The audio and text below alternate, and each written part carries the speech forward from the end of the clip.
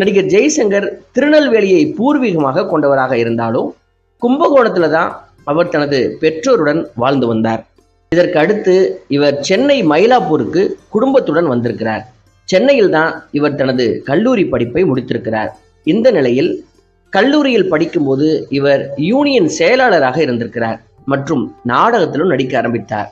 ஒரு நாள் ஜெய்சங்கர் நடித்த நாடகத்தை எம்ஜிஆர் பார்க்க வந்தபோது அவரை எப்படியாவது கவர்ந்துடணும் அப்படின்னு முடிவு செய்திருக்கிறார். அந்த நாடகத்தின் ஒரு காட்சியில நாற்காலியில் உட்கார வேண்டும் ஜெய்சங்கர். ஆனால் அந்த நாற்காலியில் கால் உடைந்து இருந்ததை அடுத்து அவர் கீழே விழுந்திருக்கிறார்.